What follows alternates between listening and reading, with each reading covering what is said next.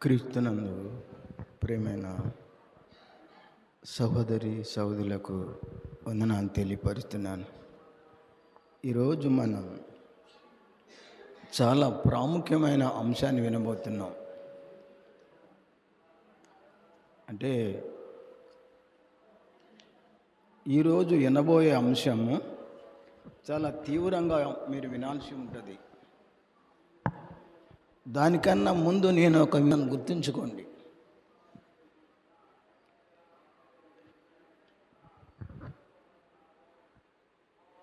ఈరోజు మనం వినబోయే అంశాన్ని బాగా గుర్తుంచుకోండి.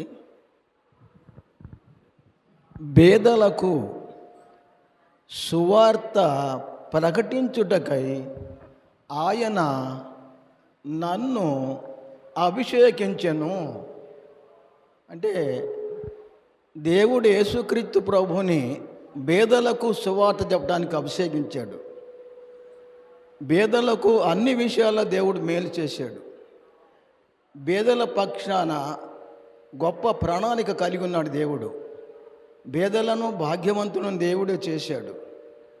మరి చాలా పేదల పట్ల చాలా ఆయన దయామయుడయి చాలా అనేకమైన విషయాలు వాళ్ళకు మేలు చేస్తూ వచ్చాడు. పేదల పట్ల పేదలకు ఒక ప్రత్యేకమైనటువంటి గుర్తింపు ఇవ్వాలని దేవుడు చెప్పాడు. కానీ ఈరోజు మనం పేదవాళ్ళం అయితే బాధపడతాం. పేదలైనా మీరు ధన్యులని ప్రభు చెప్పాడు. లోకంలో పేదవాళ్ళు మనం చాలా ధన్యులు, అలాంటి వాళ్ళు. ఆ విషయాన్ని ఇవాళ మనం వినబోతున్నాం. దయచేసి ఒక విషయం గుర్తుంచుకోండి. మీకు ఒక కీర్తన నేను జ్ఞాపకం చేయబోతున్నాను. చూడండి, కీర్తన గ్రంథంలో 86వ కీర్తనలో ఈ విషయం మనం చూద్దాం. 2 వచనాలు ఏముంది చూసి మనం అంశంలోకి వెళ్దాం. 86వ కీర్తన 2 చరణాలు ఉంది. అది కొంతమంది ఇదివరకు మన వాళ్ళు పాడారు. అది 86వ కీర్తన చూడండి. కీర్తన పాడేటప్పుడు చాలా ఆధ్యాత్మికంగా మనం కీర్తనలతో దేవుని స్తుతించటం ఇది. అది మనసులో ఉంచుకొని పాడాలి, నేర్చుకోవాలి దాన్ని మనం. చూడు, ఆయన ఏమి రాశాడు?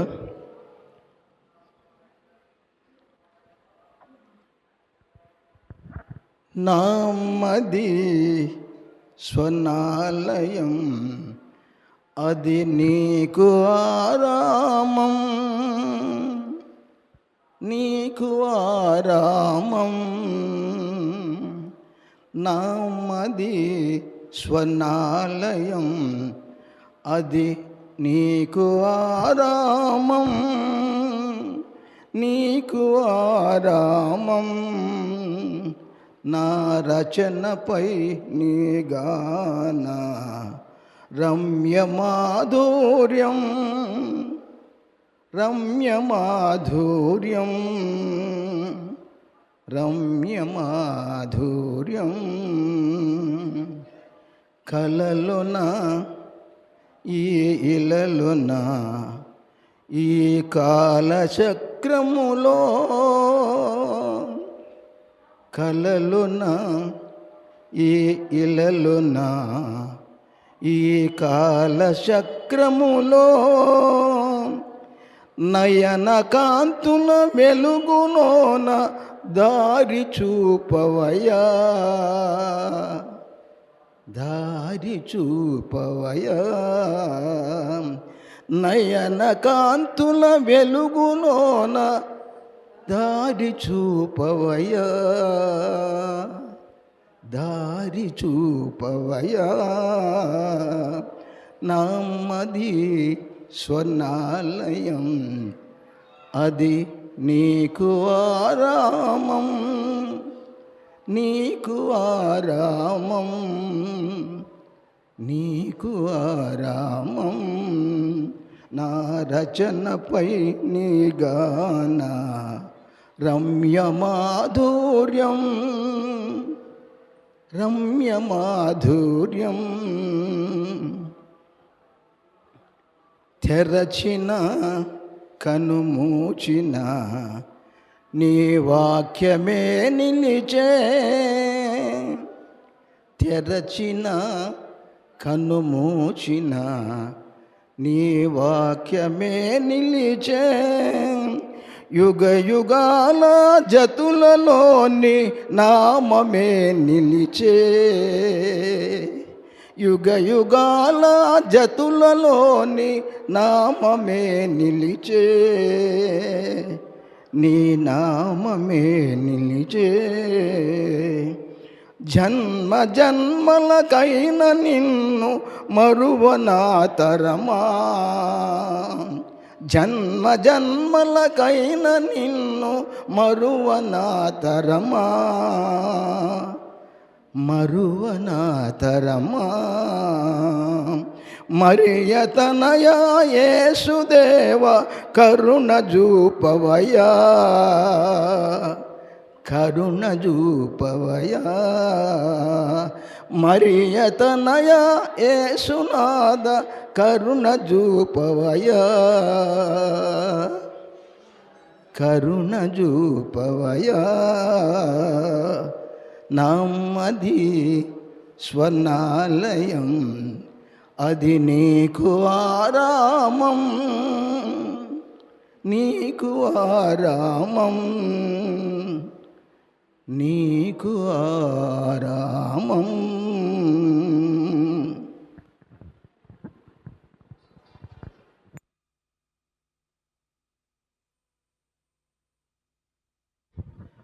అయితే ఈరోజు మన అంశంలోకి వెళ్ళబోయే ముందు ఒక మాట మీకు ఒక చిన్న విజ్ఞప్తి చేస్తున్నాను, అది గుర్తుంచుకోండి. యూట్యూబ్లో చాలామంది వాక్యం చూస్తున్నారు. కొంతమంది వందనాలు చెప్తున్నారు, ప్రైజ్ లార్డ్ బ్రదర్లు అంటున్నారు. చాలామంది చాలా రకాలుగా వందనాలు తెలియపరుతున్నారు. వాళ్ళందరికీ కూడా ఒక చిన్న విజ్ఞప్తి చేస్తున్నాను. అయితే మీరు యూట్యూబ్లో చూసే ప్రతి ఒక్కరు కూడా సబ్స్క్రైబ్ చేయండి. సబ్స్క్రైబర్ చేయటం అంటే ఎలాగని ఒక అతను నాకు మొన్న ఫోన్ చేశాడు. అంటే సబ్స్క్రైబర్ చేయటం అంటే దానిలో ఒక గంట ఉంటుంది, గంట నొక్కాలి మీరు యూట్యూబ్ దగ్గర. ఆ గంట నొక్కితే సబ్స్క్రైబర్ అయింది ఇది. అయితే ఈ విషయం నన్ను మొన్న కాదు, అంటే బాగా తెలిసిన వాళ్ళు ఉన్నారు, తెలియని వాళ్ళు ఉన్నారు ఫోన్ విషయంలో. అందుకని మీరు మీ యొక్క యూట్యూబ్లో చూసే చాలామంది వేల మంది చూస్తున్నారు కదా, చూసే వాళ్ళందరూ కూడా సబ్స్క్రైబర్ చేస్తే ఇంకా అనేకులకు ఆ విషయం తెలిసింది. గుర్తుంచుకోండి, యూట్యూబ్ చూసే ప్రతి ఒక్కరు సబ్స్క్రైబర్ చేయండి. ఇంకొకటి, మీరుగాక ఎప్పుడైతే మీరు సబ్స్క్రైబర్ చేశారో వెంటనే ఇక్కడ అంశం పబ్లిక్ వదలంగానే సహోదరులు వదులుతారు, వెంటనే మీకు మెసేజ్ వచ్చింది. తద్వారా అనేక మందికి సమాచారం చేర్చవచ్చు. మీ ద్వారా ఇంకా ఒకళ్ళకిద్దరికి ఒక్కొక్కళ్ళు సబ్స్క్రైబ్ చేసే విషయం వాక్యాన్ని తెలియపరచండి. అప్పుడు ఒకవేళ వాళ్ళు కూడా రక్షింపడతారేమో ఒకవేళ. కనుక ఈ విషయాన్ని అది కూడా దేవుని పనిగా చేయాలి మీకు మనవి చేస్తున్నాను. ఈరోజు మనం అంశంలోకి వెళ్ళబోతున్నాం. చూడండి ఈ అంశాన్ని. బీదలకు సువార్త ప్రకటించుటకు ఆయన నన్ను అభిషేకించాను. చూద్దాం, అంశంలోకి వెళ్దాం. లూకాసు వార్త చూడండి అందరూ, 4వ అధ్యాయము. లూకాసు వార్త 4వ అధ్యాయము 16 నుండి చూద్దాం. చూడండి 16 నుండి మొదట 19 వరకు చూద్దాం. లూకాసు వార్త 4వ అధ్యాయము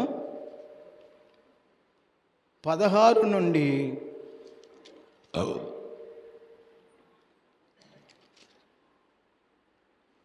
చూడండి 16 నుండి 19 వరకు చూద్దాం. చూడండి.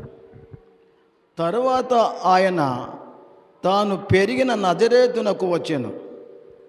తన వాడుక చొప్పున విశ్రాంతి దినమందు సమాజ మందిరములోనికి వెళ్ళి చదువుటకై నిలుచుండగా ప్రవక్త అయిన యెషయా గ్రంథము ఆయన చేతికి ఇయ్యబడెను. ఆయన గ్రంథము విప్పగా ప్రభువు ఆత్మ నా మీద ఉన్నది, బీదలకు సువార్త ప్రకటించుటకై ఆయన నన్ను అభిషేకించెను.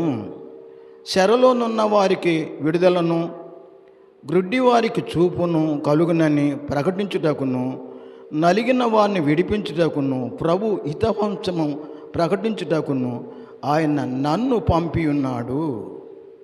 చూసేవా, బీదలకు సువార్త ప్రకటించడానికై ఆయన నన్ను అభిషేకించాడు. ఇది ఆ వేళ క్రొత్త నిబంధన లేదు. మరి ఎక్కడ చెప్పాడు ఇది? చూడండి, అక్కడ ఆ యొక్క సమాజ మందిరానికి వెళ్ళేటప్పుడు వాక్యం చెప్పేటప్పుడు చెప్పడానికి ముందు అక్కడ పరిచారకులు ఉంటారు. ఆ పరిచారకులు ఆ గ్రంథం వారికి అందిస్తారు. అయితే యేసుప్రభు నిలబడినప్పుడు అక్కడుండే పరిచారకుడు యెషయా గ్రంథం అప్పుడు అంటే యెషయా గ్రంథం తీసి ఆయనకి ఇచ్చాడు. గ్రంథం తెరిచాడు.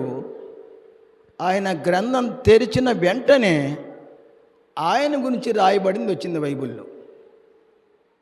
యెషయా గ్రంథము చూడండి, ఆయన తీసినప్పుడు వచ్చిన అధ్యాయం అది. యెషయా గ్రంథము 61వ అధ్యాయము.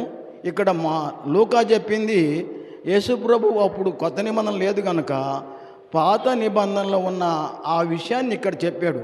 అక్కడ రాసినది ఇక్కడ తర్వాత లూకా రాశాడు. చూడండి, యెషయా గ్రంథము 61వ అధ్యాయము మొదటి నుంచి చూద్దాం. ప్రభువు యెహోవా ఆత్మ నా మీదికి వచ్చి ఉన్నది, దీనులకు సువర్తమానం ప్రకటించుటకు యెహోవా నన్ను అభిషేకించెను, నలిగిన హృదయములు గల వారిని దృఢపరచుటకును, చెరలోనున్న వారికి విడుదలను, బంధింపబడిన వారికి విముక్తిని ప్రకటించుటకును, యెహోవా హితవంశమును మన దేవుని ప్రతిదండన దినములు ప్రకటించుటకును, దుఃఖాక్రాంతులందరినీ ఓదార్చుటకును, సియోనులో దుఃఖించు వారికి ఉల్లాస వస్త్రములను ధరింపజేయుటకును, బూడిదకు ప్రతిగా పూదండను, దుఃఖమునకు ప్రతిగా ఆనంద తైలమును, భారభరితమైన ఆత్మకు ప్రతిగా స్తుతి వస్త్రమును వారికిచ్చుటకు ఆయన నన్ను పంపి ఉన్నాడు. చూసావా, ఈ మాటలు అక్కడ రాసి ఉన్న చదివాడు ఆయన. ఇప్పుడు మళ్ళా ఈ మాటలను చదివిన తర్వాత యెషయా గ్రంథం మళ్ళీ ఈ మాటలు చదివిన తర్వాత గ్రంథం తీసి అక్కడ పెట్టేశాడు. చూడు ఏమన్నాడు, లూకాసు వార్త 4వ అధ్యాయము అక్కడ పెట్టేశాడు. గ్రంథం పెట్టేసినా చూడు ఏమంటాడు ఆయన. లూకాసు వార్త 4వ అధ్యాయము 20 నుంచి చూద్దాం. లూకాసు వార్త 4వ అధ్యాయము 20 నుంచి చూడండి. అంటే ఆ గ్రంథం చదవటం అయిపోయిన తర్వాత అక్కడ పెట్టాడు. ఆ వచనం చదవటం అయిపోయినాక చూడు ఏమన్నాడు ఇక ఆయన 20 కాడి నుంచి. ఆయన గ్రంథము చుట్టి పరిచారకునికి ఇచ్చి కూర్చుండెను. ఇదిగో అక్కడుండే పరిచారకునికి ఈ వాక్య భాగం చదివాడంటే బేదలకు సువార్త ప్రకటించుటకు ఆయన నన్ను అభిషేకించాడు తండ్రి అని దేవుడు అన్న పదాలు చూపించాడు. తర్వాత అక్కడున్న పరిచారకునికి ఆ గ్రంథం ఇచ్చి కూర్చొని చూడు ఏం చెప్పాడు కమ్మల్ని ఆడుతూ 20 కాడి నుంచి. ఆయన గ్రంథము చుట్టి పరిచారకుచ్చి కూర్చుండెను. సమాజ మందిరములో నున్నవారందరూ ఆయనను తేరి చూచుండగా ఆయన నేడు మీ వినికిడిలో ఈ లేఖనము నెరవేరినదని వారితో చెప్పసాగాను. అప్పుడు అందరూ ఆయనను గూర్చి సాక్ష్యమిచ్చుచు ఆయన నోట నుండి వచ్చిన దయగల మాటలు ఆశ్చర్యపడి ఈయన యోసేపు కుమారుడు కాడా అని చెప్పుకొనుచుండగా ఆయన వారిని చూసి, వైద్యుడా, నిన్ను నీవే స్వస్థపరుచుకునుమను. అంటే ఈ వాక్యంలో ఆ ఇనికిడిలో మిమ్మల్ని గురించినటువంటి వాక్య భాగం నెరవేరింది, అది రాసాడు. ఈవేళ నెరవేరింది, ఆయన వచ్చాడు. అంటే బీదలకు సువార్త పరగని తండ్రి ఆయన అభిషేకించాడు, అందుకు నేను వచ్చాను. ఈ యొక్క గ్రంథంలో మిమ్మల్ని గురించిన అది నెరవేరింది, మీ వినికిడిలో ఆ భాగం దేవుడు చూపించాడు అని చెప్పాడు ఆయన. చూడండి, బీదల పట్ల ఎంతో ఎంతో అనేక విషయాల దేవుడు బాధ్యత కలిగి ఉన్నాడు. బీదలైన మీరు చూడు, ఇక్కడ బీదలైన మీరు ధన్యులు, దేవుని రాజ్యమే మీదంటాడు ఆయన. గుర్తుపెట్టుకోండి, బేదలు ఎంత ధనిలో గుర్తుంచుకోండి. కేవలం బేదలకు సువార్త ప్రకటించిన కొరకే ఆయన నన్ను అభిషేకించాడని చెప్పాడు క్రీస్తు. లూకాసు వార్త 6వ అధ్యాయము చూడు 20 నుంచి చూద్దాం. లూకాసు వార్త 6వ అధ్యాయం చూడు, బేదల గురించి ఏం చెప్తున్నారు చూడండి. ఆయన బేదలకు సువార్త చెప్పడానికి తండ్రి అయిన దేవుడు క్రీస్తును అభిషేకించాడు. ఆ విషయం గుర్తుంచుకోండి. చూడు ఇక్కడ ఏమన్నాడు ఆయన 20 వచ్చిన కాడి నుంచి. అంతటా ఆయన తన శిష్యుల తట్టు పారజూసి ఇట్లా, నేను బేదలైన మీరు ధన్యులు, దేవుని రాజ్యము మీది. చూడండి, ఫేస్ టు ఫేస్ వాళ్ళతో బేదలైన మీరు ధన్యులు, శిష్యులతో అన్నాడు. వాళ్ళు చేపలు పట్టే జాలర్లు. బేదలైన మీరు ధన్యులు, దేవుని రాజ్యము మీది. ఎవరిది? బేదలది, ఏళ్ళదే. బేదలైన మీరు ధన్యులు, దేవుని రాజ్యము మీది. చాలామంది ధనవంతులు దీనిలో లేకపోవటం విచారకరం. చాలామంది ధనవంతులు లేరు దీంట్లో. బేదలైన మీరు ధన్యులు, దేవుని రాజ్యం మీది అని ప్రభు ఇప్పటికి 2000 సంవత్సరాల క్రితం ఆయన బోధించిన మాటలు ఇవి. చూడు మళ్ళీ ఏమన్నాడు ఆయన, ఇప్పుడు ఆకలి కొనుచున్న మీరు ధన్యులు. చాలామంది పేదవాళ్ళు ఆకలికి అల్లాడుతూ ఉంటారు ప్రపంచ దేశాలు. చూడండి మీరు, చాలామంది తమ ఆకలి నిమిత్తం ఎన్నో రకరకాలైనటువంటి పనులు ప్రయోగాలు చేస్తూ ఉంటారు. ఆకలి బాధ చేత వాళ్ళను పనులు చేపిస్తుందంట. ఆ యొక్క ఆకలి చాలా బరువైన భారమైన పనులు చేస్తారని ఏబు గ్రంథంలో రాసి ఉంది. అది చూడు ఇక్కడ ఉన్నాడు, ఇప్పుడు ఆకలి కొనుచున్న మీరు ధన్యులు. ఇప్పుడు పేదవాళ్ళై మీరు సరిగ్గా ఆహారం లేకుండా మీరు ధన్యులు. ఇప్పుడు మీరు ఆకలితో ఉంటున్నారు చాలామంది. ఆకలి గురించి మీరు ధన్యులు, మీరు తృప్తిపరచబడుదురు. చూసేవా, ఎక్కడికక్కడ పులి స్టాప్ అయిపోయి వాక్యం చెప్తున్నాడు. ఇప్పుడు ఆకలి కొనుచున్న మీరు ధన్యులు, మీరు తృప్తిపరచబడుదురు. రేపు అక్కడిక్కడ కాదు, తృప్తిపరచబడతారు.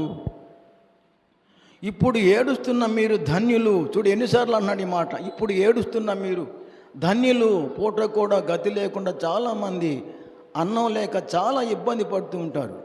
ఇప్పుడు ఏడుస్తున్న మీరు ధన్యులు. పేదలుగా లోకలు ఉన్నారు. ఇప్పుడు ఏడుస్తున్న మీరు ధన్యులు. చూడు ఇక్కడ ఆ విషయాన్ని ఎలా దారాన్ని చెందాడు ప్రభు. మీరు నవ్వుదురు. ఇప్పుడు ఏడుస్తున్న మీరు ధన్యులు, మీరు నవ్వుతారు.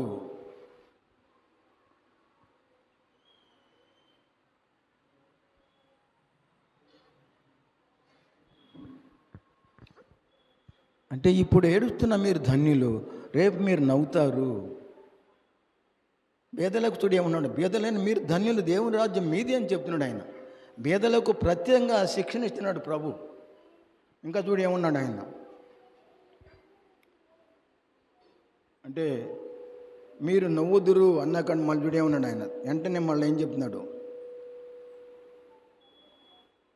మనుష్య కుమారుని నిమిత్తము మనుషులు మిమ్మును ద్వేషించి వెలివేసి నిందించి మీ పేరు చెడ్డదని కొట్టివేయినప్పుడు మీరు ధన్యులు.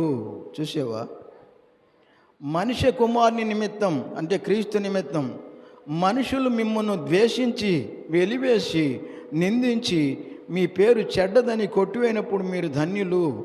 ఆ దినమందు మీరు సంతోషించి గంతులు వేయుడి. చూసేవా, మీ పేరు చెడ్డదని మీరు కొట్టినప్పుడు మనిషి కుమార్ నిమిత్తం ఆ దినమందు మీరు సంతోషించి గంతులు వేయండి. చూడు, ఎలివేస్తే గంతులు వేస్తారా? ఈ ఆధ్యాత్మిక విషయంలో ప్రభు ఎంత ఆదరణ ఇస్తున్నాడో, ఎంత సపోర్ట్ ఇస్తున్నాడు చూడండి ఆయన. మీరు అంటే మనిషి కుమార్ నిమిత్తం మనుషులు మిమ్మల్ని ద్వేషించి నిందించి మీ మీద చెడ్డ మాటలు పలుకున్నప్పుడు, మిమ్మల్ని వెలివేసినప్పుడు మీరు ఆవేళ సంతోషించండి, గంతులు వేయండి. ఆవేళ మీరు చూడు ఎందుకన్నాడు, గంతులు వేయండి. ఇదిగో మీ ఫలము పరలోకమందు గొప్పదై ఉండును. ఇదిగో మీ ఫలం పరలోకమందు గొప్పదై ఉంటుంది. అని చెప్తుండే మళ్ళా. వారి పితరుల ప్రవక్తలకు అదే విధముగా చేసిరి. అయ్యో, చూడిపడి వాళ్ళతో మాట్లాడుతున్నాడు ధనవంతుతో. అయ్యో ధనవంతులారా, మీరు కోరిన ఆదరణ మీకు పొంది ఉన్నారు. అయ్యో ఇప్పుడు కడుపు నిండి ఉన్నవారులారా, మీరు ఆకలి కొందురు. అయ్యో ఇప్పుడు నవ్వుచున్న వారులారా, మీరు దుఃఖించి ఏడుతురు. మనుషులందరూ మిమ్మల్ని కొనియాడినప్పుడు మీకు శ్రమ. వారి పితరుల అబద్ధ ప్రవక్తలకు అదే విధముగా చేసిరి. అయ్యో కడుపు నిండా ధనవంతులారా, మీరు ఏడుస్తారు. మీరు రేపు ఆకలిగా ఉంటారు. మీరు చూడు ఎంత ఉందో. అయ్యో అని వాళ్ళ గురించి ఏడ్చేడు దేవుడు. మనకేమో పేదవాళ్ళకి ధన్యులని చెప్పాడు పేదవాళ్ళకి ఆయన. తర్వాత ధనవంతులకు మీరు ఏడుస్తారు, మీరు ఆకలిగా ఉంటారు అక్కడ, ఇప్పుడు తృప్తిగా ఉండరు మీరు. ఇదే లాజరు కథలో చెప్పాడు యేసుప్రభు వారు. నువ్వు సుఖంగా ఉండవు, లాజరు యాతన పడ్డాడు భూలోకంలో. జ్ఞాపకం చేసుకోండి. అది లేఖనాలు చెప్పుకుంటూ పోవటం అది ఏదో ఒకటి. అది ఎలా జరుగుతుంది అంశం అనేది తేటగా మనం వినాలి. జీవితంలో అవి భాగం కావాలి మనకి. ఇంకా చూడండి, లూకాసు వార్త 7వ అధ్యాయము. లూకాసు వార్త 7వ అధ్యాయము చూడు 19 నుంచి. ఇక్కడ చూడండి, ఇక్కడ బాప్తిసం ఇచ్చే యోహాను తన దగ్గర శిష్యులు ఉన్నారు. యేసు ప్రభువును క్రీస్తు కాదు అవును అని తెలియట్లే వాళ్ళకి. అప్పుడు బాప్తిసం ఇచ్చే యోహాను ఇద్దరిని పంపాడు. ఏమనంటే, రాబోవాడవు క్రీస్తు నువ్వేనా, మరి ఇంకొకరి కోసమైనా మేము కనిపెట్టాలా అని కనుక్కోమని బాప్తిసం ఇచ్చే యోహాను తన శిష్యులను యేసు ప్రభు దగ్గరకు పంపించాడు ఇద్దరిని. చూడు వాళ్ళు వచ్చి ఏమడుగుతున్నారు. లూకాసు వార్త 7వ అధ్యాయము 19వ వచనం దగ్గర నుంచి. అంతటా యోహాను తన శిష్యులలో ఇద్దరిని పిలిచి, రాబోవాడవు నీవేనా, మేము మరి ఒకని కొరకు కనిపెట్టవలేనా. చూడు క్వశ్చన్ మార్కు. అంతటా యోహాను తన శిష్యుల్లో ఇద్దరిని పిలిచి, రాబోవాడవు నీవేనా, మేము మరి ఒకని కొరకు కనిపెట్టవలనా అని అడుగుటకు వారిని ప్రభువుని వద్దకు పంపాను. ఆ మనుషులు ఆయన వద్దకు వచ్చి రాబోవాడు నీవేనా, లేక మరి ఒకని కొరకు మేము కనిపెట్టవలనా అని అడుగుటకు బాప్తిసమిచ్చి యోహాను మమ్మును నీ వద్దకు పంపినని చెప్పిరి. అయ్యా, రాబోవాడు నువ్వేనా, లేకపోతే మరి ఇంకొకరి కోసం మేము కనిపెట్టాలా అని కనుక్కోమని నీ దగ్గరకు మమ్ములను యోహాను పంపించాడు అని చెప్పారు. అయ్యా, రాబోయే క్రీస్తు నువ్వేనా, లేక మేము మరొకరి కోసం కనిపెట్టాలా, ఆ విషయం కనుక్కురమ్మని ఆయన మమ్మల్ని ఇద్దరిని పంపించాడు. కనుక మేమేం చెప్పాలి ఆయనకి వెళ్ళి అన్నారు వీళ్ళు. చూడు అందుకేమన్నాడు ఆయన అని చెప్పిరి. 21వ వచనం. ఆ గడియలోనే ఆయన రోగులను బాధలను అపవిత్రాత్మలు గల అనేకులను స్వస్థపరిచి చాలామంది గ్రుడ్డి వారికి చూపు దయచేశాను. అప్పుడు ఆయన మీరు వెళ్ళి చూడు ఏమన్నాడు. ఇక అప్పుడు చాలామందిని ఆయన వచ్చినప్పుడు ఇక్కడ ఈయన బాగు చేస్తూ ఉన్నాడు. చాలామందిని గుడ్డివారికి కళ్ళు ఇస్తున్నాడు, కుంటివారు నడుస్తున్నారు, చనిపోయిన వాళ్ళు లేస్తున్నారు. ఇవన్నీ చూస్తున్నారు వాళ్ళు. అందుకని ఈయన చూడు ఏమన్నాడు చెప్పాడు ఆయన శిష్యులకు, మీరు వెళ్ళి కన్న వాటిని విన్న వాటిని యోహానుకు తెలుపుడి.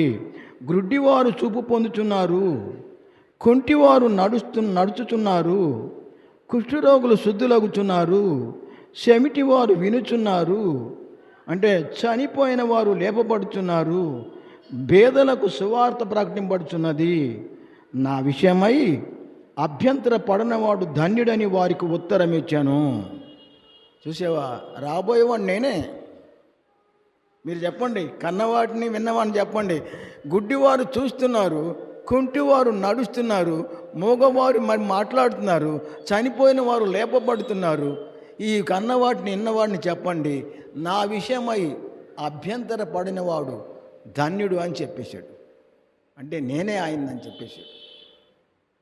పేదలకు సువార్త ప్రకటింపబడుతున్నది. ఆయన వచ్చింది అందుకే, పేదలకు సువార్త ప్రకటించడానికి. అందుకని బీదలకు సువార్త కూడా ప్రకటమని చెప్పండి ఆయనకి, ఆయన పంపించాడు ఆయన. ఇప్పుడు చూడండి, మళ్ళీ ఈ విషయాన్ని యెషయా గ్రంథము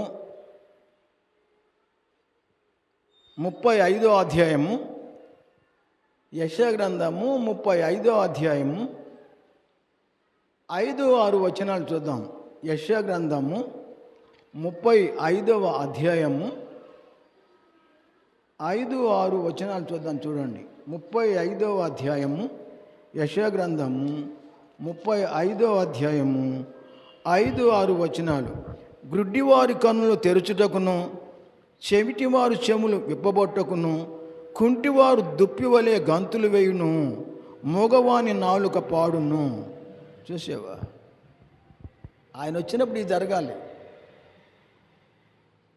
ఎన్నో ప్రవక్తల చేత ముందుగానే చెప్పాడు క్రీస్తుని గురించి ఇలా జరిగిద్దని. అందుకనే మీ వినికిడిలో ఈ లేఖనం నెరవేరిందని చెప్పాడు ఆయన. కుంటివారు నడుస్తున్నారంటే దుప్పు వలె గంతులు వేస్తున్నారు, గుడ్డివారు చూస్తున్నారు, చెవిటివారి చెవులు ఇప్పబడుతున్నాయి. ప్రవచనాలు ఇవి ముందుగానే చెప్పారు ఆయన. చూడండి, నేను మళ్ళా చూస్తున్నా 5వ వచనం. గ్రుడ్డివారు కన్నులు తెరవబడును, చెవిటివారి చెవులు ఇప్పబడును, కుంటివారు దుప్పు వలె గంతులు వేయును, మూగవాని నాలుక పాడును. ఏందదే? మోగవాడు పాడతా అంట ఆయన. చెవిటివారు చెవులు ఇప్పబడతాయి, గుడ్డివారి కన్నులు తెరవబడతాయి. అన్ని ప్రవక్త ఎప్పుడో రాశాడు, క్రీస్తు వచ్చినప్పుడు ఇలాంటివి ఆ కార్యాలు జరుగుతాయి అని. అందుకని ఇవన్నీ చెప్పండి ఆయనకి అని పంపించాడు ఆయన. ఇంకా చూడండి, మళ్ళా ఒక విషయం గుర్తుంచుకోండి. మత్తయి సువార్త 19వ అధ్యాయము 16 నుంచి చూడండి. 19వ అధ్యాయము. బీదల పట్ల చాలా శ్రద్ధ కలిగి ఉండాలి మనం, చాలా ఆసక్తి కలిగి ఉండాలి. వాళ్లకు సహాయం చేయడానికి కూడా ముందుకు రావాలి మనం. చూడు, ఇక్కడ ఏమన్నాడు ఆయన, యేసుప్రభుని అడిగాడు ఒక ఆయన, నిత్య జీవానికి ఏం చేయాలని. చూడు, అప్పుడు ప్రభు ఏం చెప్పాడు. మత్తయి సువార్త 19వ అధ్యాయము 16 నుంచి చూడండి. మత్తయి సువార్త 19వ అధ్యాయము 16 నుంచి చూడండి. ఈ లేఖనాలు పరిశీలన చేయాలి, మనం సత్యాన్ని గ్రహించాలి. ఏదో ఒక వాక్యం చెప్పుకోవటం వాక్యం కాదు అది.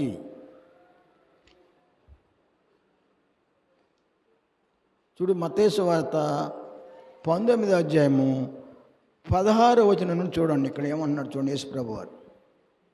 16వ వచనం నుండి, ఇదిగో ఒకడు ఆయన యొద్దకు వచ్చి, బోధకుడా, నిత్యజీవం పొందుటకు నేనే మంచి కార్యం చేయవలనని ఆయన అడిగాను.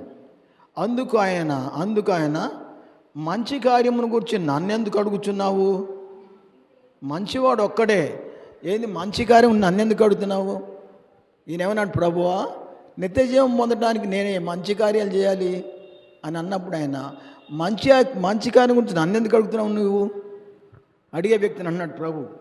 చూడు, మంచి కార్యం గురించి నన్నెందుకు అడుగుతున్నావు నువ్వు అంటే, మంచివాడు ఒక్కడే, నీవు జీవంలో ప్రవేశించగోరిన ఎడల ఆజ్ఞలను గైకొనమని చెప్పాను. అతడు ఏ ఆజ్ఞలని ఆయన అడుగగా, యేసు నరహత్య చేయవద్దు, వ్యభిచరింపవద్దు, దొంగిలివద్దు, అబద్ధ సాక్ష్యం పలుకవద్దు, తల్లిదండ్రులను సన్మానింపము, నిన్ను వలె నీ పొరుగు వారిని ప్రేమింపవలెను అనున్నదివే అని చెప్పాను. అందుకు ఆ యవనుడు, ఇవన్నీ అనుసరించుచే ఉన్నాను, ఇకను నాకు కొదివేమని ఆయనను అడిగాను. అందుకు యేసు, నీవు పరిపూర్ణుడొకటకు కోరిన ఎడల పోయి నీ ఆస్తిని అమ్మి బీదలకిమ్ము, అప్పుడు పరలోకమందు నీకు ధనము కలుగును, నీ వచ్చి నన్ను వెంబడించమని చెప్పాను. చూసేవా, ప్రభు నువ్వు చెప్పిన మొత్తం నేను చేస్తున్నాను, ఇంకా నాకు నిత్యజీవానికి కాదు, నాకు కొదివేంటన్నాడు. అప్పుడు అన్నాడు, ఇంకా నీకు ఒకటి కొదువు ఉంది, నీవు కలిగిన మొత్తం అమ్మి బీదలకు ఇవ్వు, పరలోకంలో నీకు ధనం కలిగిద్ది, నీ వచ్చి నన్ను వెంబడించు అని ఎప్పుడైతే ప్రభు చెప్పాడు, ఇక ఆయన ఏడవటం ప్రారంభించాడు, ఏడ్చుకుంటా పోయాడు. ఇక చిన్న ఆస్తి పంచేయమంటున్నాడని. చూడు ఆయన ఎట్టపోయి ఏమని పోయాడు చూడు, ఇక్కడ ప్రభు చూడు ఏమన్నాడు ఆయన మళ్ళీ 22వ వచనం. అయితే ఆ యవనుడు మిగుల ఆస్తి గలవాడు కనుక ఆ మాట విని వ్యసనపడుచు వెళ్ళిపోయాను. యేసు తన శిష్యులను చూసి, ధనవంతుడు పరలోక రాజ్యంలో ప్రవేశించుట దుర్లభమని మీతో నిశ్చయముగా చెప్పుచున్నాను. ఇదియుగాక ధనవంతుడు పరలోక రాజ్యంలో ప్రవేశించు కంటే సూది బెజ్జంలో వంటె దూరుట సులభమని మీతో నిశ్చయముగా చెప్పుచున్నాను. అంటే నీతో ధనవంతుడు పరలోక రాజ్యం ప్రవేశింపలేడు. ఒకవేళ అలా జరిగితే సూది బెజ్జంలో అవలేలుగా వంట దూరిద్దని చెప్పాడు. వాళ్ళు ప్రవేశించలేరు అన్నాడు. అంటే ఈ విషయాన్ని మళ్ళా చూడు మార్కు చెప్పాడు, గుర్తుపెట్టుకోండి. మార్క్స్ వార్త ఒకసారి 10వ అధ్యాయము 15 నుంచి చూద్దాం. మార్కు 10వ అధ్యాయము. ఈయన ఇంకొక అతను చూడు, ఈయనేం అడిగాడు మళ్ళా. ఈయన బాల్యం నుంచి మంచి పనులు చేస్తున్నట్టు ఈయన. 10వ అధ్యాయము, మార్కు 10వ అధ్యాయము 15 నుంచి చూడండి. 10-17. ఆయన బయలుదేరి మార్గమున పోవుచుండగా ఒకడు పరిగెత్తుకొని వచ్చి ఆయన ఎదుట మోకాళ్ళుని, సద్బోధకుడా, నిత్యజీవము పొందుటకు నిత్యజీవమునకు వారసునకుటకు నేనే చేయదునని ఆయన అడిగాను. యేసు, సత్పురుషుడని ఎలా చెప్పుచున్నావు? దేవుడొక్కడే గాని మరి ఎవడును సత్పురుషుడు కాడు.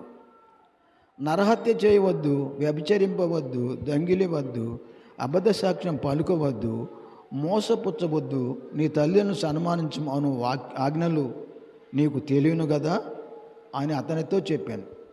అందుకు అతడు, బోధకుడా, బాల్యం నుండి ఇవన్నీ నేను అనుసరించుతూ ఉంటానని చెప్పాను. బోధకుడా, నువ్వు చెప్పిన మొత్తం నేను చిన్నప్పటి నుంచి చేస్తానే ఉన్నాను చెప్పాడు. ఇప్పుడు చూడు ఏమన్నాడు ఇక. అప్పుడు బాల్యం నుండి ఇవన్నీ నేను అనుసరించున్నానని చెప్పాను. యేసు అతన్ని చూసి అతన్ని ప్రేమించి ఏం చేశాడు? అతన్ని చూసి అతన్ని ప్రేమించి, నీకు చూడు ఏమన్నాడు ఆయన, ఒకటి కొదువుగా ఉన్నది, నువ్వు వెళ్ళి నీకు కలిగినవన్నీ అమ్మి బీదలకిమ్ము, పరలోకమందు నీకు ధనము కలుగును, నీ వచ్చి నన్ను వెంబడించమని అతనితో చెప్పాను. అతడు మిగులు ఆస్తి గలవాడు కనుక ఆ మాటకు ముఖము చిన్నబుచ్చుకొని దుఃఖపడుచు వెళ్ళిపోయాను. ఏం చేశాడు? ఇక ఏడవటం ప్రారంభించి ఏడ్చుకుంటూ పోయాడు. ఇక ఎట్లా చేయమంటుండాలి అంటే పరలోక రాజ్యం ఒక విషయం. అపోస్తులు పౌలు పేతురులు కలుసుకున్నప్పుడు ఏం మాట్లాడుతున్నారు చెప్పండి మీరు? మొట్టమొదటిసారిగా పౌలు అపోస్తులు కలుసుకున్నప్పుడు ఏం మాట్లాడుకున్నారు వాళ్ళు? బైబిల్ ఎక్కడ దాటే కాదు, చాలా ప్రాముఖ్యమైన విషయాలు తెలుసుకుంటాం మనం బైబిల్ చదువుతూ ఉంటే ఎవ్రీడే. ఒకటి, మీ సువార్త సేవలో అనేక ప్రాంతాలు వెళ్తున్నారు కదా, మీరు బేదలను జ్ఞాపకం చేసుకోవాలని కోరారు వాళ్ళు. అపోస్తులు అందరు కోరింది ఏంటంటే మీరు బేదలను జ్ఞాపకం చేసుకోవాలని పౌలు చెప్పాడు. అప్పుడు పౌలు బర్నబా కూడా అందుకు మేము సిద్ధంగా ఉన్నాం అన్నాడు. గలతీ పత్రిక చూడండి 2వ అధ్యాయము. అపోస్తులైన పౌలు గలతీ రాసిన పత్రిక 2వ అధ్యాయము చూడండి 10వ వచనం ఏమన్నాడు? గలతీ పత్రిక 2వ అధ్యాయం 10వ వచనం. అంటే అపోస్తులను పౌలు కలుసుకున్నారు అప్పుడు ఆ అధ్యాయంలో 1-2 అధ్యాయాల్లో. అందుకని చూడు వాళ్ళతో ఏం చెప్పాడు, అపోస్తులు ఏం చెప్పారో వీళ్ళు చూడు ఏమన్నారు దానికి. 2వ అధ్యాయము 10వ వచనం ఆ పైనుంచి అవుతా చూడండి, మీకు అర్థమైంది.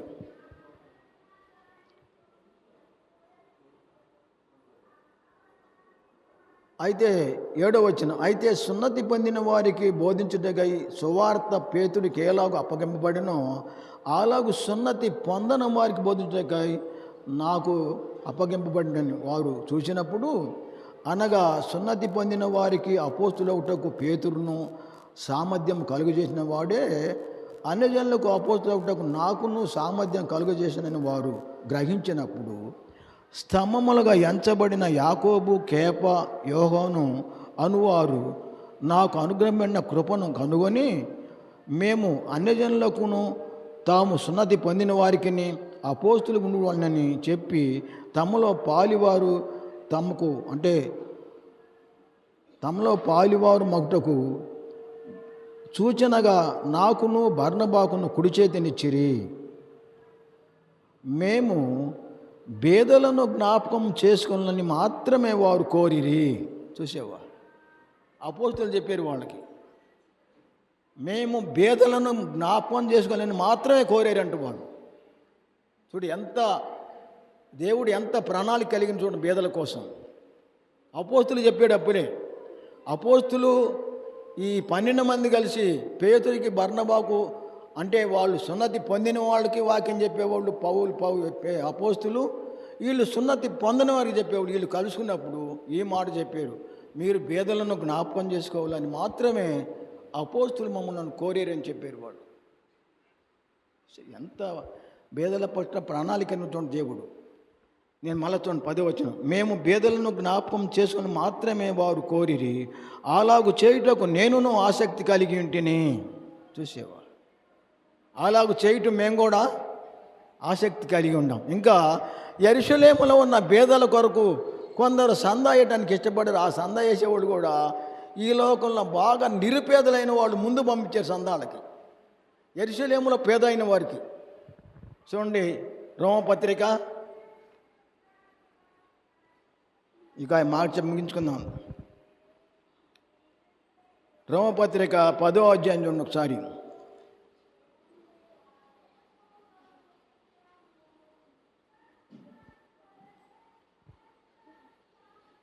అది అయితే ఇది తర్వాత ఇంకో మాట జ్ఞాపకం చేసుకుని దాని తర్వాత చాలా లేట్ అయిపోద్ది, అడగపోతే సమస్య. మళ్ళీ సామెతల గ్రంథము 22వ అధ్యాయము, సామెతల గ్రంథము 22వ అధ్యాయము 2వ వచనం ఒకసారి చూడండి.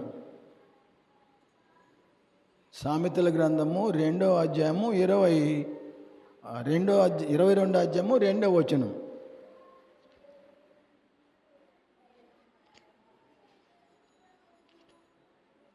సామెతల గ్రంథము 22వ అధ్యాయము 2వ వచనం ఒక్కటి మాత్రం చూద్దాం.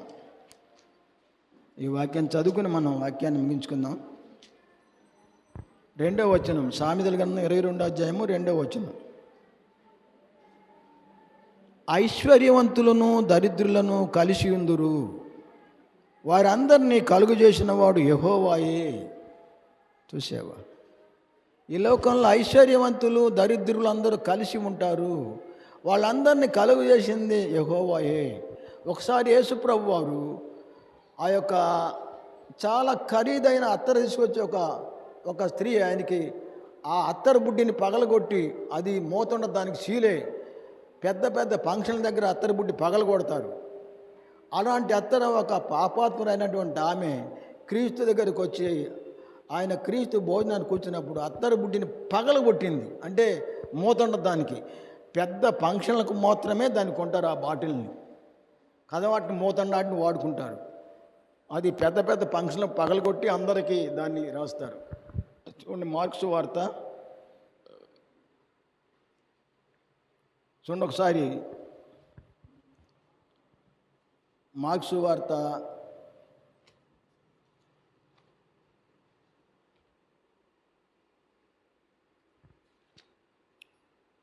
14వ అధ్యాయం ఒకసారి చూడండి. మార్క్స్ వార్త 14వ అధ్యాయం 3 నుంచి చదువుదాం. మార్క్స్ వార్త 14వ అధ్యాయం 3 నుంచి చూడండి. ఇక్కడ ఏమన్నాడు ఆయన బేతనియాలో కుష్ఠరోగి అయిన సీమోను ఇంటి భోజనం నాకు కూర్చుని ఉన్నప్పుడు ఒక స్త్రీ మిక్కిలి విలువగల జటామాంసి అత్తరుబుడ్డి తీసుకుని వచ్చి ఆ అత్తరుబుడ్డి పగులగొట్టి అత్తరు ఆయన తల మీద పోసెను. అయితే కొందరు కోపపడి ఈ అత్తరు ఎలాగో నష్టపరచనేలా, ఈ అత్తరు 300 దీనారములకు అమ్మి, చూడు 300 దీనారములకు కంటే ఎక్కువ వెలకి అమ్మి బీదలకి ఇవ్వచ్చునని చెప్పి ఆమెను గూర్చి సణిగిరి. ఎందుకు ఇంత అత్తరు బుడ్డిని పగలగొట్టేసావు, యుద్ధం చేసావు? ఈ మొత్తం 300 దీనాల కన్నా ఎక్కువ ఖరీదుకి అమ్మి ఆ డబ్బులు పేదలకు ఇవ్వచ్చు కదా అని అడిగారు వాడు. అందుడు ప్రభు ఏమన్నాడు, మీరు గుర్తుంచుకోండి, లాంగ్ లైఫ్ గుర్తుంచుకోండి, ఇది మనందరం జ్ఞాపకుంచుకునే మాట చెప్పాడు ఆయన. అందుకనే ఈ భేదలు అందరికన్నా ఎక్కువని చెప్పాడు ఆయన. భేదల గురించి చాలా ప్రత్యేకమైన ప్రణాళిక ఉంది దేవుని దగ్గర. చూడు ఇక్కడ ఏమన్నాడు ఆయన యేసుప్రభు వాళ్ళతో, 6వ వచనం, అందుకు యేసు ఇట్లా నేను ఈమె జోలికి పోకుడి, ఈమెను ఎందుకు తొందర పెడుచున్నారు, ఈమె నా ఎడల మంచి కార్యము చేశాను, బేదలు ఎల్లప్పుడూ మీతోనే ఉన్నారు, మీకు ఇష్టమైనప్పుడు ఎల్లా వారికి మేలు చేయవచ్చును. చూసావా, ఎందుకు మీరు ఆమెను తొందర పెడుతున్నారు? ఈమె నా విషయమై చాలా మంచి కార్యం, గొప్ప కార్యం చేసింది, నా భూస్థాపిత నిమిత్తం నన్ను అభిషేకించింది. బేదలు ఎల్లప్పుడూ మీతోనే ఉంటారు, మీకు ఇష్టమైనప్పుడల్లా వాళ్ళకి సహాయం చేయొచ్చు, కానీ నేను ఎల్లప్పుడూ మీతో ఉండను. చూడు ఎంత క్లారిటీగా చెప్పాడు ప్రభు. బేదలు ఎల్లప్పుడూ మీతో అంటే ఇద్దరిని కలిసి చేసాడు కదా దేవుడు, ఇద్దరు కలిసి ఉంటారు, ఎల్లప్పుడూ మీతోనే ఉండరు, మీకు ఇష్టం వచ్చినప్పుడల్లా వాళ్ళకి సహాయం చేయొచ్చు, కానీ నేను మాత్రం ఎల్లప్పుడూ మీతో ఉండను. చూడు ఇక్కడ ఏమన్నాడు, మీకు ఇష్టపడలా వారికి మేలు చేయవచ్చును, నేను ఎల్లప్పుడూ మీతో ఉండను. ఈమె తన శక్తి కొలది చేసి నా భూస్థాపిత నిమిత్తం నా శరీరమును ముందుగా అభిషేకించెను. సర్వలోకములు ఎక్కడ ఈ సువార్త ప్రకటింపను అక్కడ ఈమె చేసినదియు జ్ఞాపకార్థం ప్రకటింపనని మీతో నిశ్చయముగా చెప్పుచున్నాను నేను. చూసేవా, ఇంకా ప్రియులారా, ఈ విషయం మనం ప్రభు చిత్తం అయితే ఇంకా ప్రాముఖ్యమైన విషయం మనం తెలుసుకోబోతాం. దేవుని ఇష్టం అయితే వచ్చే ప్రభు దినాల్లో మనం బ్రతికి ఉంటే చాలా ప్రాముఖ్యమైన విషయం. బేదలకు ఎవరైనా ఏదైనా సహాయం చేస్తే బేదలకు రాజ్యం వాళ్ళదని ప్రభు బోధించాడు. వాళ్ళ కోసం చెప్పడం కోసం ప్రభువుని అభిషేకించాడు దేవుడు. ఈ విషయం గుర్తుంచుకోండి. బేదలని ఈ యొక్క దేశంలో మీరు చింతపడవద్దు, పరలోక రాజ్యం మీదని చెప్పాడు ఆయన. అయితే రాజ్యంలో ఉంటేనే, లేకపోతే మాత్రం ఉండదు. చూడండి, ఎవడైనా బేదలకు సహాయం చేస్తే అది ఏం చేయాలి చెప్పండి, అది వచ్చే వారం చెప్తాను మీకు నేను. ప్రపంచ దేశాల్లో చాలామంది ఉపవాస కోడికలు పెడుతున్నారు. దాని విషయం చూద్దాం వచ్చే వారం మనం బ్రతికుంటే. ఆ యొక్క విషయాన్ని పూర్తిగా క్లారిటీగా తెలుసుకుందాం. ఆ విషయాన్ని చాలామంది ఉపవాస కోడికలు పెడుతున్నారు లోకంలో. అవి దేవుడు పెట్టమన్నాడా, అసలు ఉపవాసం అంటే తెలుసుకుందాం మనం. దానికి ముందుగా నేను ఒక మాట చెప్పి వాక్యాన్ని ముగిస్తున్నా. చూడండి, ఎవడైనా పేదలకు సహాయం ఏదైనా చేస్తే, ఏదన్నా నువ్వు కానుక అయితే మొత్తం కూడా దేవునికే, నువ్వు దేవునికి అప్పిచ్చినోడు అవుతావు. అప్పుడు పరలోకం నీకు చాలా మేలు జరిగిద్ది. అప్పుడు చూడండి, సామెతల గ్రంథం 19వ అధ్యాయం చూడండి. సామెతల గ్రంథము 19వ అధ్యాయము. పేదవాడికి సహాయం చేస్తే నువ్వు దేవుడికే సహాయం చేసినట్టు. వచ్చే వారం చూద్దాం అది మనం. సామెతల గ్రంథము 19వ అధ్యాయము చూడండి. 19వ అధ్యాయము 17వ వచనం ఒక్కటి చూడండి. 19వ అధ్యాయము 17వ వచనం. ఇదిగో ఇక్కడ చూడే ఉన్నాడు, బేదలను కనికరించువాడు యెహోవాకు అప్పిచ్చువాడు. ఎవరైనా బేదలను కనికరించువాడు యెహోవాకు అప్పిచ్చువాడు, వాని ఉపకారమునకు ఆయన ప్రతి ఉపకారము చేయును.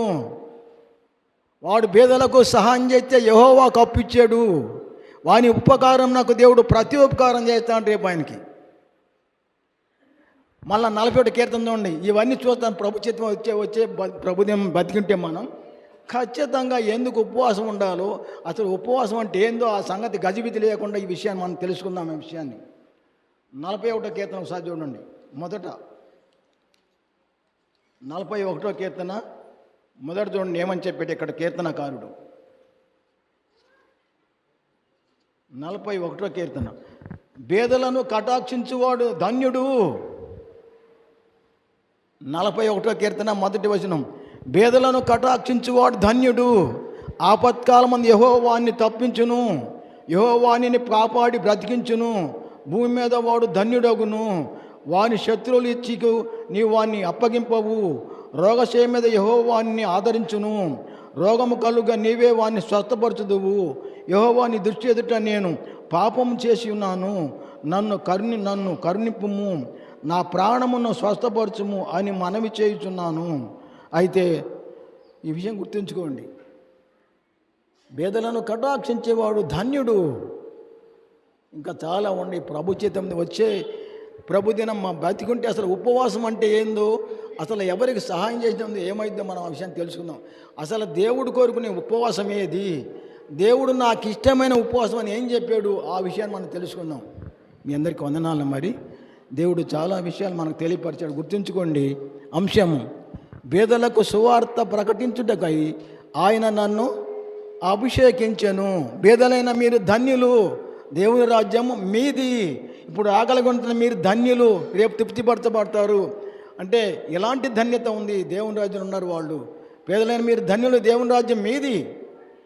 కనుక ఈ విషయాలు జ్ఞాపకం ఉంచుకోండి. మీరు బలంగా ఉండాలని క్రీస్తులో అనేక మందికి సత్యాన్ని చెప్పి, మీకుగా ఇంకా అనేక మందికి ఈ విషయాన్ని చెప్పి, అనేక మందికి మీరు ఒక్కొక్కరు తెలియపరచండి. మీరు సబ్స్క్రైబర్ చేసి, అప్పుడు వాళ్ళు కూడా తెలుసుకుంటారు ఈ సత్యాన్ని, వాళ్ళు కూడా రక్షింపబడవచ్చు.